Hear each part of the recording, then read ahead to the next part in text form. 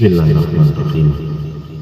Innal hamdalillah nahmaduhu wa nasta'inuhu wa nastaghfiruh wa na'udzu billahi min shururi anfusina wa min sayyiati a'malina. May yahdihillahu fala mudilla lahu wa may yudlil fala hadiya lahu. Wa asyhadu an la ilaha illallah wahdahu la syarika lahu wa asyhadu anna Muhammadan abduhu wa rasuluh. Ma'asyiral muslimin, hadirin hadirat rahimakumullah. Insyaallah kita akan membahas tentang sifat kesombongan. Itu sifat yang sangat berbahaya. Pengertian kesombongan atau takabur atau kiber adalah merasa lebih tinggi, lebih mulia, atau merendahkan orang lain serta menolak kebenaran.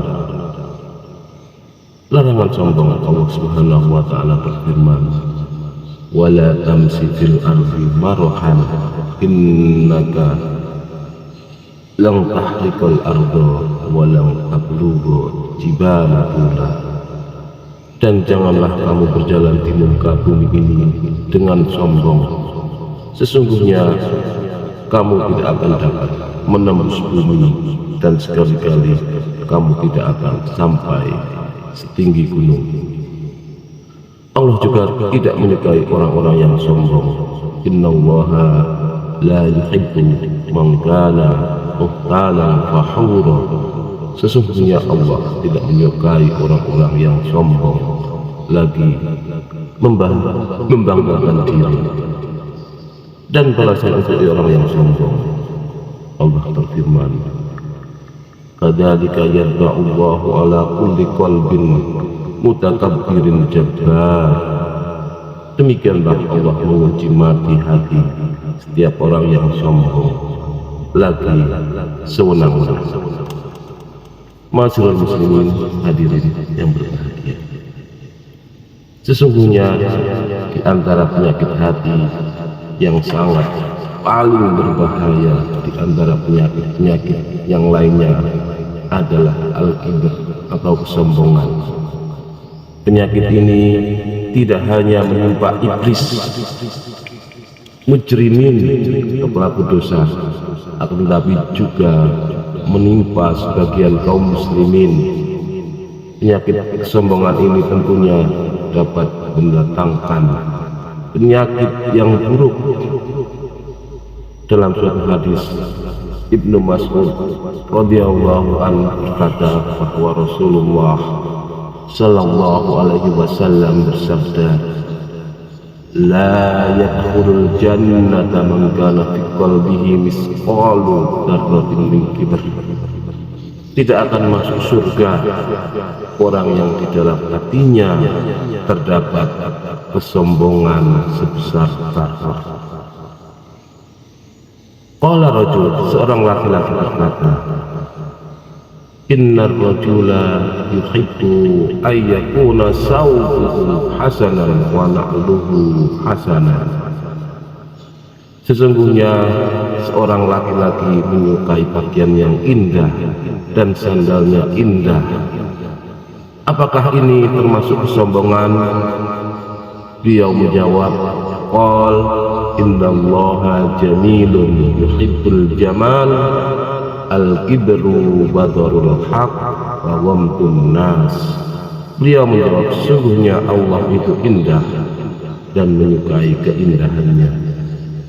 Kesombongan itu al-kibru badarul haq wa ghamtun nas. Kesombongan itu adalah menolak kebenaran dan merendahkan manusia. Rawahul Muslim. Ma'asyiral muslimin rahimani wa rahimakumullah. Sesungguhnya kesombongan menghalangi seseorang masuk ke dalam surga, meskipun kesombongan tersebut hanya sebesar biji sawi atau zarrah. Dalam bahasa Arab, zarrah diartikan dalam beberapa makna. Di antara maknanya adalah semut kecil yang ketika kita meletakkan pada sebuah timbangan, maka sangat sedikit sekali beratnya, bahkan hampir-hampir tidak ada beratnya. Di antara makna dzarrah yang lain yaitu satu butir tanah yang masih melekat pada tangan kita ketika dia membersihkan telapak tangannya setelah ia memukulkan tangannya pada tanah. Di antara makna dzarrah yang lain adalah sebuah partikel-partikel kecil yang tampak ketika cahaya matahari pagi menyinari jendela yang sedang kita buka. Semua makna dzarrah tersebut menunjukkan bahwa dzarrah itu adalah suatu yang sangat kecil, atau mungkin yang kita kenal saat ini bisa jadi atom, partikel yang kecil, dan jika dinaikkan ke atas timbangan hampir-hampir tidak mempengaruhi timbangan tersebut. Jika sekiranya seseorang kesombongan sekecil itu bisa menghalangi masuk ke dalam surga Allah, maka bagaimana lagi jika kesombongan di dalam hati seseorang itu sebesar batu, sebesar gunung, atau bahkan dadanya dipenuhi dengan kesombongan. Maka ketika Rasulullah Shallallahu Alaihi Wasallam ditanya tentang kesombongan, maka Rasulullah Shallallahu Alaihi Wasallam menjelaskan tentang bukti kesombongan tersebut dengan mengatakan, al-kibru badarul haqqi wa ghamdun nas.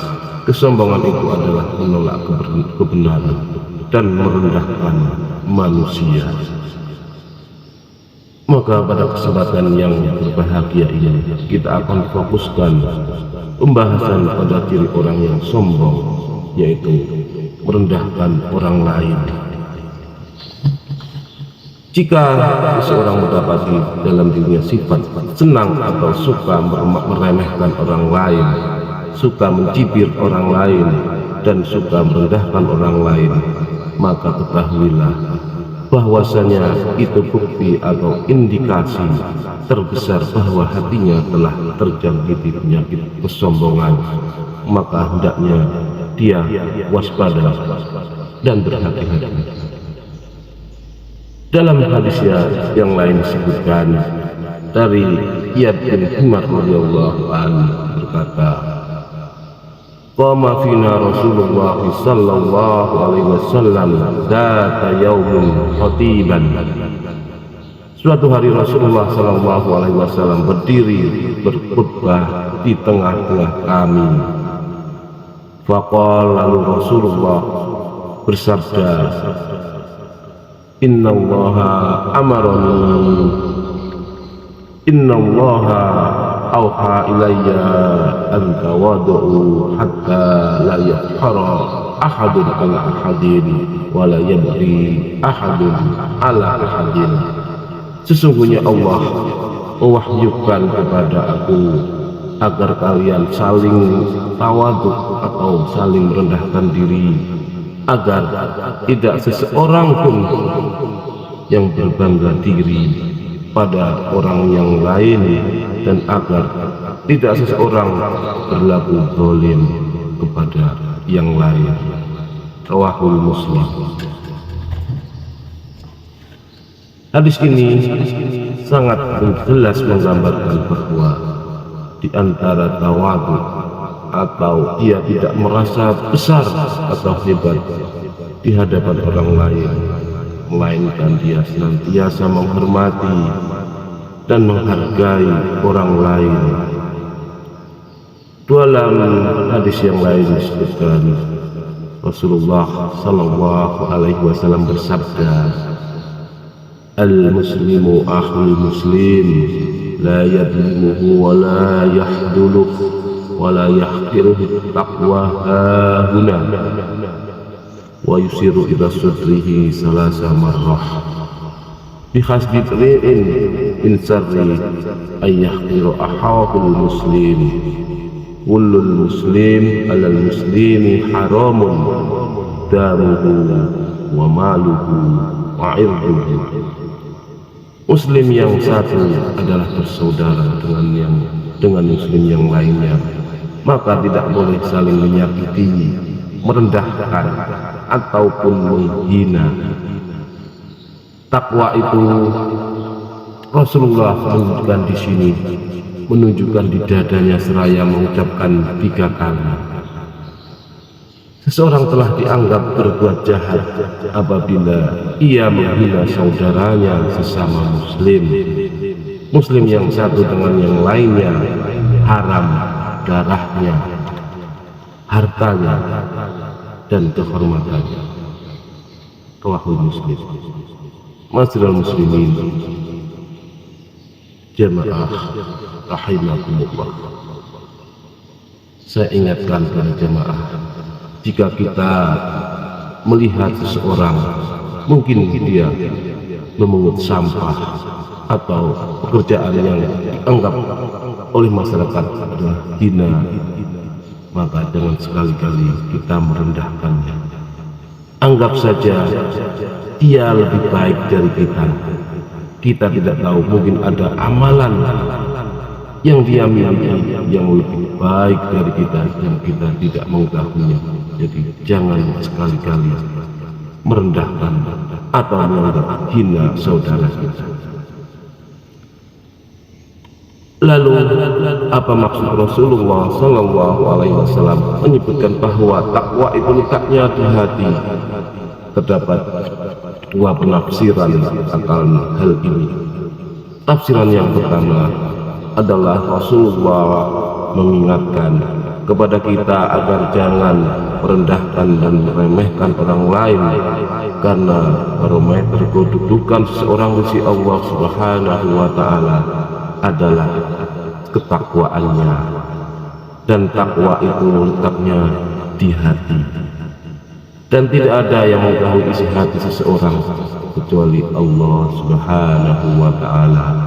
Maka apakah sikap merendahkan tersebut adalah anggapan bahwa seseorang lebih bertakwa daripada yang lainnya? Memang benar, seseorang dapat melihat amalan zahir seseorang, akan tetapi ia tidak bisa mengetahui isi hatinya. Bisa jadi seseorang yang tanpa amal zahirnya lebih sedikit daripada kita, akan tetapi dia jauh lebih ikhlas dan jauh daripada ujub, atau dia ternyata jauh lebih bertakwa dan takut kepada Allah Subhanahu wa Ta'ala daripada kita. Oleh karenanya, ketika seorang tidak bisa menilai batin seseorang, maka janganlah dia menghukumi bahwa orang tersebut jauh lebih rendah, jauh lebih hina daripada dirinya. Dalam satu hadis, dalam sebuah hadis dari Sa'ad bin As-Sa'di berkata, marra rajulun ala Rasulillah sallallahu alaihi wasallam. Seorang laki-laki melintasi Rasulullah sallallahu alaihi wasallam. Faqala li rajulin indahu jalis. Lalu Nabi sallallahu alaihi wasallam berkata kepada orang yang duduk di dekat beliau, ma ra'yuka fi hada? Faqal, apa pendapat kalian tentang laki-laki ini?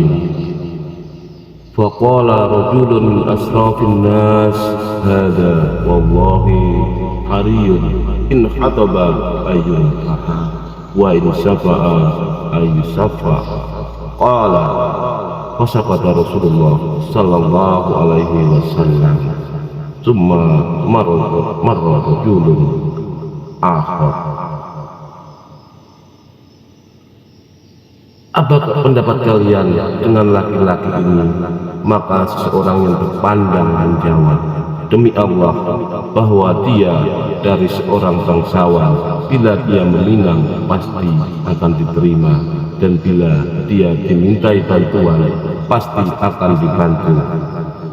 Nabi Shallallahu Alaihi Wasallam kemudian diam.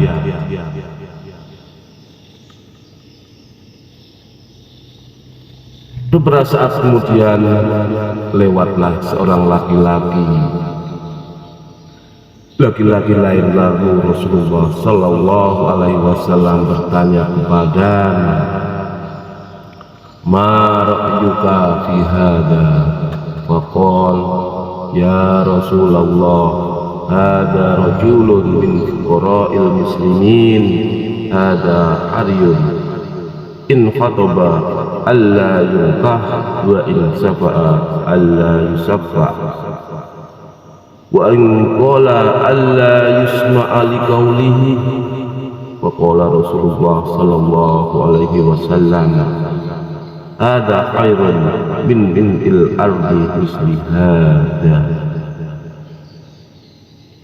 Rasulullah SAW bertanya kepadanya, apa pendapatmu dengan orang ini? Dia menjawab, wahai Rasulullah, menurutku orang ini adalah orang termiskin dari kalangan kaum muslimin. Apabila ia meminang, sudah pasti pinangannya ditolak, dan jika diminta pertolongan, dia tidak akan ditolong, dan apabila ia berkata, maka perkataannya tidak akan didengar. Maka Rasulullah Shallallahu Alaihi Wasallam bersabda, sungguh orang ini, orang yang terlihat miskin, lebih baik dari dunia dan seisinya daripada orang yang ini, yaitu orang yang kelihatan bangsawan. Rawahu Bukhari. Masyiral muslimin jamaah rahimakumullah. Dalam hadis ini Rasulullah Shallallahu Alaihi Wasallam ingin mengingatkan bahwa janganlah kita menjadikan penilaian kita terhadap seseorang dari sisi dunianya ketika orang tersebut adalah orang pejabat, orang kaya, atau orang yang terkenal, serta merta kita pun menghormatinya dan kita tidak berani merendahkannya, padahal status tersebut bukan indikasi atau barometer yang bisa dijadikan tolak ukur oleh Allah Subhanahu wa Ta'ala. Akan tetapi Allah menjadikan ketakwaan sebagai tolak ukur kedudukan seseorang. Allah Subhanahu wa Ta'ala berfirman, inna akramakum indallahi atqakum. Sesungguhnya yang paling mulia di sisi Allah adalah yang paling bertakwa di antara kalian. Adapun tafsir yang kedua tentang larangan merendahkan orang lain dan takwa itu di hati adalah isyarat bahwa jika seseorang suka merendahkan orang lain, suka mencibir orang lain, suka menjatuhkan orang lain, maka isi dada orang tersebut atau ketakwaannya bermasalah. Karena bagaimana mungkin seseorang dikatakan bertakwa kepada Allah akan tetapi masih merendahkan orang lain? Sesungguhnya orang yang suka merendahkan orang lain telah terjangkiti penyakit kesombongan dan keangkuhan. Oleh karenanya ketika Allah Subhanahu wa Ta'ala berfirman, wailul likulli humazatil lumazah alladzi jama'a malan wa 'addadah yahsabu anna malahu ahladah kalla layunbadanna fil hudamah wa ma adraka mal hudamah narullahil muqadatul lati taqtali'u 'alal afidah innaha 'alaihim muqsadah fi amadin mumaddadah. Kecelakaanlah bagi setiap pengumpat lagi pencela yang mengumpulkan harta dan menghitung-hitungnya. Yahsabu anna malahu ahladah, ia mengira bahwa hartanya itu dapat mengekalkannya. Kalla, sekali-kali tidak. La yunbadana fil hutamah, sesungguhnya dia benar-benar akan dilemparkan ke dalam hutamah. Dan tahukah kamu apa hutamah itu? Narullahil muqadah, api yang disediakan Allah yang menyalakan, yang membakar sampai ke hati. Sesungguhnya api itu ditutup rapat atasnya, sedang mereka itu diikat pada tiang-tiang yang panjang. Ma'asyiral muslimin, hadirin rahimakumullah. Sebagian ulama menjelaskan bahwa ketika Allah Subhanahu wa taala menyebutkan ciri-ciri neraka, Allah Subhanahu wa taala menyebutkan bahwa api neraka itu membakar sampai ke hati. Alasannya adalah karena tidaklah seseorang suka mengumpat, mencela, kecuali ada penyakit dalam hatinya. Maka ini adalah indikasi yang kuat bahwa di dalam hati seseorang tersebut terdapat sebuah kesombongan. Ma'asyiral muslimin rahimakumullah, ketahuilah bahwa di antara sifat orang munafik adalah suka mencibir, suka mencela dan merendahkan orang lain. Allah Subhanahu wa taala berfirman, alladzina yalmijuna al-mutawwi'ina minal mu'minina fis shadaqat walladzina la yajiduna illa juhdahum fayasfaruna minhum sakhirallahu minhum walahum adzabun alim. Orang-orang munafik yaitu orang-orang yang mencela orang-orang mukmin, yang memberi sedekah dengan sukarela dan mencela orang-orang yang tidak memperoleh untuk disedekahkannya selain sekedar kesanggupannya. Maka orang-orang munafik ini menghina mereka. Allah akan membalas penghinaan mereka itu, dan untuk mereka azab yang pedih. Ayat ini turun ketika ada dari sebagian para sahabat yang bersedekah yang banyak, namun dikatakan oleh orang munafik bahwa mereka adalah orang yang riya. Kemudian ketika para sahabat yang tidak bisa menemukan untuk disedekahkan kecuali sedikit, maka orang-orang munafik pun berkata mereka tidak diperlukan, sedekah mereka tidak diperlukan oleh Allah Subhanahu wa taala karena jumlahnya sedikit. Demikianlah orang-orang munafik yang pekerjaan mereka hanya mencela amalan-amalan orang lain. Maka hendaknya seseorang berhati-hati, jangan sampai sifat-sifat orang munafik yang kerjaannya menghina dan merendahkan orang lain. Ketahuilah bahwa jika kita mendapati orang yang memiliki amalan yang sedikit, hendaknya kita hargai dan jangan rendahkan atau hinakan. Dan janganlah kita terberdaya dengan diri kita, karena bisa jadi ada orang yang bersedekah dengan sedekah yang lebih sedikit daripada sedekah kita, namun dia lebih ikhlas daripada kita dari apa yang kita keluarkan. Dalam hadis Nabi Sallallahu Alaihi Wasallam bersabda, "Sadaqah dirhamun mi'ata alfin." Satu dirham pahalanya bisa mengalahkan 100.000 dirham. Maka bisa jadi sedekah yang sedikit mengalahkan sedekah kita yang banyak. Kemudian ketahuilah bahwa kesombongan tidak selamanya terletak pada penampilan, karena bisa jadi ada seseorang yang berpenampilan indah namun tidak sombong. Karena sebagaimana telah kita sebutkan hadis di atas,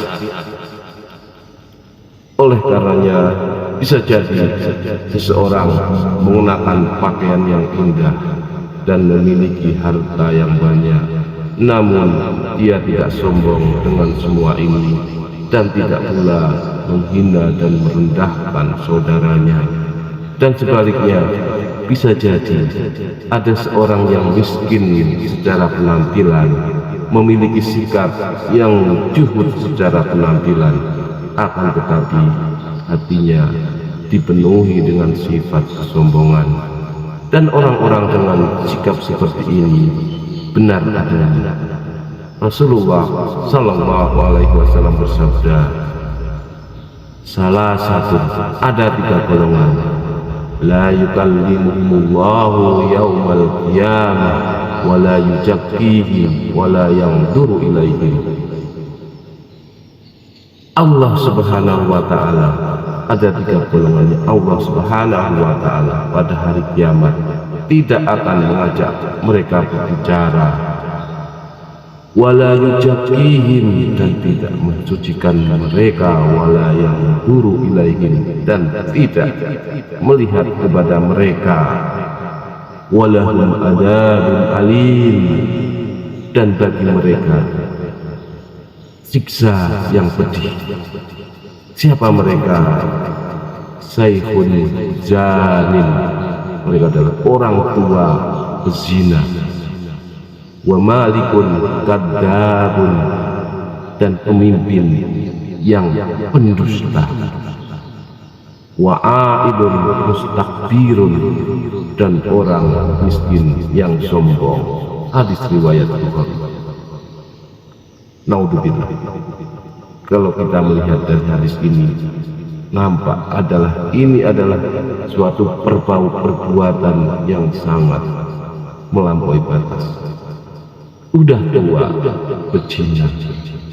Kalau muda, mungkin masih orang mengatakan, ya mungkin masih muda. Yang kedua adalah pemimpin yang pendusta. Udah jadi pemimpin, udah dipercaya, malah dia berdusta. Yang ketiga, orang miskin yang sombong. Kalau orang kaya sombong, mungkin ada yang dibanggakan, tapi kalau miskin sudah sangat keterlaluan, maka Allah tidak akan mengajak mereka bicara dan tidak akan mensucikan mereka. Maka hendaknya seseorang takut pada Allah Subhanahu wa taala. Jika seseorang menemukan dalam dirinya sifat yang suka merendahkan orang lain, suka mencibir orang lain, suka menghina orang lain, dan ketahuilah bahwa hatinya telah terjangkiti dengan penyakit kesombongan, dan berhati-hatilah karena kesombongan adalah sifat iblis, dan neraka jahanam adalah tempatnya orang-orang yang sombong. Allah Subhanahu wa taala berfirman, "Ila dkhulu abwaaba jahannam khalidina fiha wa bi'sa maswal mutakabbirin." Dikatakan kepada mereka, masukilah pintu-pintu neraka jahanam itu, jangan kamu kekal di dalamnya. Maka neraka jahanam itu seburuk-buruk tempat bagi orang yang menyombongkan diri. Dan sungguh orang-orang yang sombong akan dihinakan oleh Allah Subhanahu wa taala ketika dibangkitkan pada hari kiamat. Nabi sallallahu alaihi wasallam bersabda, "Yuhsarul mutakabbiruna yaumal qiyamati amsalad dari suwarir rijal yaksahumud dullu min kulli makan."